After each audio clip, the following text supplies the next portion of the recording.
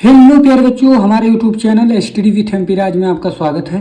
प्यारे बच्चों, अगर आप भी इस बार बोर्ड का पेपर देने वाले हैं और जानना चाहते हैं कि संदर्भ कैसे लिखा जाता है, रेखांकित अंश का व्याख्या कैसे किया जाता है, तो हम आपको बताने वाले हैं कि किस प्रकार किया जाता है। रेखांकित अंश का व्याख्या और संदर्भ कैसे लिखा जाता है हम आपको बताने वाले हैं। तो हमारे पास एक प्रश्न पत्र है जो पूछा गया है 21 नंबर में, यानी जो 21वां प्रश्न है वो पूछा गया है कि निम्नलिखित गद्यांशों पर आधारित 3 प्रश्नों का क्या करना है, उत्तर देना है। देखिए यहाँ और 2 दिया गया है, होगा एक का और एक खा। तो का और खा में जो आपको पता होगा, मतलब ये पता होगा कि किस चैप्टर से आया है, इसके लेखक कौन है, जो आपको पता होगा उसी को आपको लिखना है। अब जैसे देखिए, मान लीजिए ये हमें का वाला पता है, तो का वाले का ही हम क्या करेंगे, प्रस्तुत मतलब संदर्भ भी लिखेंगे और रेखांकित अंश का व्याख्या भी करेंगे। और कैसे करना है तो चलिए हम आपको बताते हैं। तो ये 21 नंबर है ना, प्रश्नोत्तर कैसा कहता है 21 है, तो आपको ऐसे हेडिंग डाल लेना है, प्रश्नोत्तर 21 ऐसे हेडिंग डाल लेना है। उसके बाद जो आपको पता है, देखिए का वाला हमें पता है, तो का वाला का 2-3 शब्द आपको शुरू में ऐसे लिख लेना है। उसके बाद डॉट डॉट करके लास्ट के जो मतलब ये पता रहे कि किस गद्यांश का संदर्भ और रेखांकित अंश का व्याख्या किया गया है। 2 दिया गया है ना, तो इससे पता चलेगा कि कौन सा किया गया है। तो का वाला किया गया है, यानी का हम कर रहे हैं, तो का ऐसे हेडिंग डाल करके ऐसे लिखेंगे।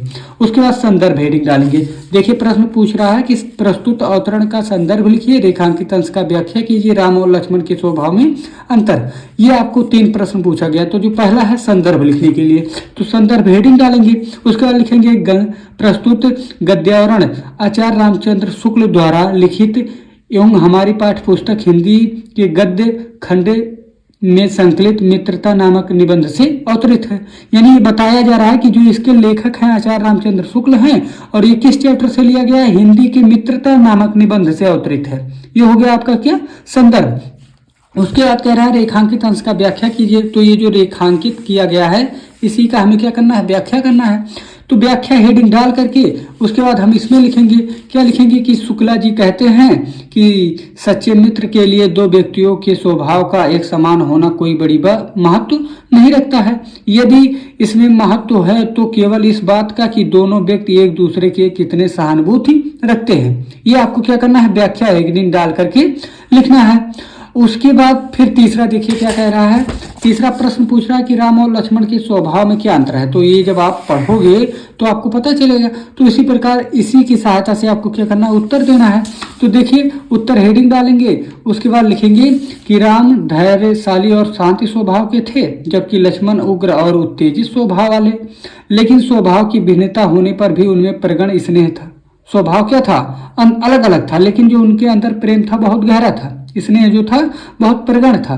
इस प्रकार से कर्ण महान विचारों वाला और दानी था, जबकि दुर्योधन स्वार्थी और लोभी। फिर भी दोनों में मित्रता अटूट रही। यानी कहा जा रहा है कि जो कर्ण था वो तो दानी था, महान विचार वाला था, लेकिन जो दुर्योधन था वो क्या था, स्वार्थी और लोभी। लेकिन दोनों में खूब मित्रता मिठी, दोनों में खूब मित्रता अटूट रही। उनके इन अटूट स्नेहसिक्त संबंधों का एकमात्र कारण उनके मध्य उपजी सहानुभूति। उनके अंदर क्या था, दोनों के बीच क्या था, उपजी सहानुभूति थी, जिसके विपरीत स्वभाव या प्रकृति की खाई को पाट दिया था। जिसके विपरीत स्वभाव और प्रकृति की जो खाई थी वो क्या कर दिया था, पाट दिया था। तो आशा करते हैं आपको संदर्भ और रेखांकित अंश का व्याख्या करना आ गया होगा। इसी प्रकार आपको क्या करना है, बोर्ड एग्जाम की कॉपी में रेखांकित अंश का व्याख्या और संदर्भ को आपको लिखना है।